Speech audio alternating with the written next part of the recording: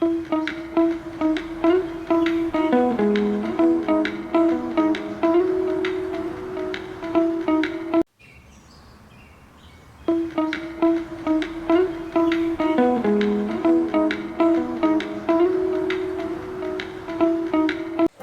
دینے کا انعام مقدمہ صدقہ خیرات اسلام میں ثواب کا سب سے عظیم ذریعہ ہے۔ اللہ تعالیٰ نے قرآن و حدیث میں صدقات و خیرات کو دلوں کی صفائی، رزق میں برکت، گناہوں کا کفارہ اور آخرت میں عظیم جزا کا سبب قرار دیا ہے۔ اس تحریر میں ہم صدقہ دینے کے بھرپور فضائل، انعامات اور سماجی و روحانی فوائد کو مختلف پہلوؤں سے بیان کریں گے۔ ایک، صدقے کی تعریف و اقسام۔ ایک، صدقہ فی سبیل اللہ، خالصتنا اللہ کی رضا کے لیے دین و دنیا میں خرچ کرنا۔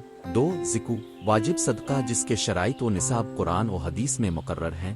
تین، کفارہ صدقات، حلف کسی گناہ کا کفارہ ادا کرنے کے لیے دی جانے والی صدقات۔ چار، نفق فی المہر، شادی میں مہر اس کے برابر خرچ۔ دو، قرآنی آیات میں صدقہ و خیرات من زیا علی ازن اقرنزا علی قرزا الف حسن الف فیازن فیا لیا و اعوا خیر لیا و لویا اقبنزا و ابساتا وان لعن تارج آبنے۔ سورت البقرہ 245۔ اللہ تعالیٰ خود اپنے دربار میں قرض حسنہ قبول کرتا ہے اور اس کو کئی گنا بڑھا کر واپس دیتا ہے۔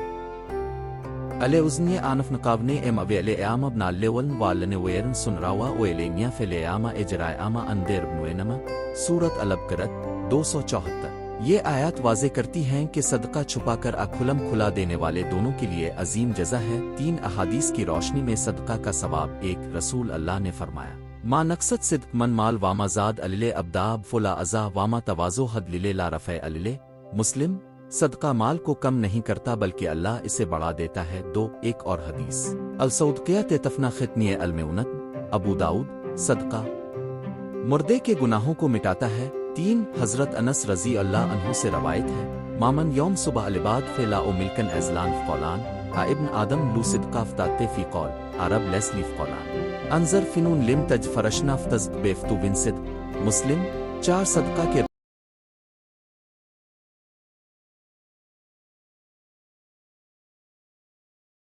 روحانی فوائد۔ گناہوں کا کفارہ، صدقہ سے پچھلے گناہوں کا کفارہ ہوتا ہے۔ دو، قلب کی صفائی، صدقہ دل کی سختی اور بارائیوں کو مٹا کر اسے نرم کرتا ہے۔ تین، اللہ کی رضا و قرب، صدقہ اللہ کے نزدیک محبوب ترین عمل ہے۔ چار، محشر میں شفاعت، صدقہ ہماری شفاعت کرے گا اور ہمیں درجات دے گا۔ پانچ، صدقہ کے سماجی فوائد، محتاجین کی مدد، معاشرے کے نادار اور بے وسیلہ افراد کا کفالت۔ دو، بھائی چارے میں اضافہ، صدقہ سے محبت اور یگانگت بڑھتی ہے۔ تین، جرائم میں کمی، غربت کے باعث ہونے والے جرائم کم ہوتے ہیں۔ چار، معاشی استحکام، مال کا گردش سے معیشت مضبوط ہوتی ہے۔ چھ، روایتی قصص و مسئل۔ ایک، حضرت محمد اور ابرانیت ماہ، ایک یتیم کے گھرانے کو صدقہ دیا جس نے اس خاندان کی فلاح و بہبود کی۔ دو، حضرت ابو بکر رضی اللہ عنہ کی صدقات، ابو بکر صدیق رضی اللہ عنہ نے اپنی ساری دولت ہجرت کے وقت صدقہ میں دے دی جس پر نبی نے دعا فرمائی کہ اللہ اپنے انعامات دگنے کرے۔ تین، حضرت عمر فاروق رضی اللہ عنہ، انہوں نے بیت المال سے مسلسل صدقات تقسیم کیں جس نے اسلامی سلطنت کو خوشحال بنایا۔ ساتھ، صدقہ کے بہترین مواقع۔ رمضان المبارک، یہ مہینہ صدقات کے لیے زیادہ ثواب کا باعث ہے۔ موت کے قریب وقت میں جو آدمی مرتے دم تک صدقہ دیتا رہے آخرت میں انعام پائے گا۔ مصیبت و آفت کے وقت قدرتی آفات کے متاثرین کی مدد کے لیے صدقہ بے حد مفید ہے۔ آٹھ، صدقہ دینے کے آداب، نیت کی خالصیت، صدقہ اللہ کی رضا کے لیے ہو۔ دو، احسان و عطا، خوش دلی سے دینا چاہیے۔ تین، حد سے تجاوز نہ کرنا، جو شخص اپنی ضروریات پوری کرنے کے بعد صدقہ دے وہ افضل ہے۔ چار، دستیزی سے بچنا، صدقہ دیتے وقت تکبر دکھاوا نہ ہو۔ پانچ، وقت کی پابندی، فوری ضرورت مند کو فوراً مدد فراہم کریں۔ نو، صدقہ کے عام طریقے، نقد رقم، سیدھا نقد دینا آسان ترین طریقہ ہے۔ خوراک و اشیاء خورد و نوش، غریبوں کے لیے کھانے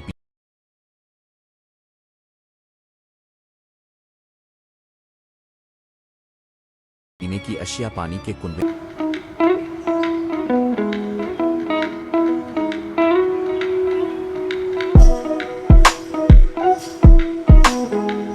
واٹر پمپ۔ نیکی جاریہ کی صورت، تعلیم و طبی امداد، یتیم بچوں کی اسکالرشپ، طبی علاج، مساجد و مدرسوں کی تعمیر، اعلیٰ درجے کی ثواب جاریہ۔ 10، صدقہ کی برکتیں، واقعی حکایات۔ ایک کسان کی کہانی۔ ایک کسان نے آخری رزق میں صدقہ دیا، اگلے دن فصل میں غیر معمولی اضافہ ہوا۔ تاجر کی آزمائش۔ ایک تاجر نے صدقہ جاریہ کے لیے فیکٹری تعمیر کروائی، تجارت میں روز بروز ترقی ہوتی گئی۔ 11 صدقہ اور روزن قیامت و میا تانف نقاوہ من خیر فل نفاسان سورت الابقرۃ 272۔ اس مزمل آیت سے معلوم ہوتا ہے کہ صدقہ روزن قیامت میں اپنا وکیل و حفیظ ہے جو ہمیں نار و عذاب سے بچائے گا۔ نتیجہ بدعائی خیر، صدقہ دینا نہ صرف دولت میں برکت و نمو کا ذریعہ ہے بلکہ روحانی قوتوں کو بھی اجاگر کرتا ہے۔ آئیے ہم سب صدقہ کے اس عظیم دروند پر قدم رکھیں، ضرورت مندوں کی مدد کریں اور اللہ کے انعامات سے مالا مال ہوں۔ اللوام و اجائل میاں من السیوادنکنے والسیوادنکیت وارزاقنیہ صدقیہ جیبنیہ تفنا خطعائنیہ و اترفیہ درجیتنیہ ماقدمہ۔ صدقے اسلامی تعلیمات میں ایک اہم عبادت ہے جس کے ذریعے انسان اللہ کے نزدیک اپنی مالداری میں برکت اور دل کی نرمی حاصل کرتا ہے۔ صدقے وہ مالی آمادی خرچ ہے جو کسی ضرورت مند کی مدد کے لیے دیا جائے، خواہ وہ غربت کی صورتحال میں ہو یا کوئی اور مصیبت سے دوچار ہو۔ اس مضمون میں ہم صدقے دینے کے ثوابات، اقوال قرآنیہ و احادیث مبارکہ، عملی مثالیں اور اخلاقی معاشرتی فوائد کا تفصیلی بیان پیش کریں گے۔ پہلا باب، صدقے کی تعریف اور اقسام۔ صدقے کے لغوی معنی ہے خیر و بھلائی۔ شریعت میں صدقے کو ہر اس خرچ کے طور پر لیا گیا ہے جو اللہ کی خوشنودی کے لیے محتاج کو دیا جائے۔ صدقے کی دو اہم اقسام ہیں: ایک مالی صدقے جس میں روپیہ، کپڑا، غذا وغیرہ شامل ہیں۔ دو غیر مالی صدقے جیسے مسکراہٹ، اچھی نصیحت، علم سکھانا، ہاتھ سے مدد کرنا وغیرہ۔ دوسرا باب، صدقے کے ثوابات۔ ایک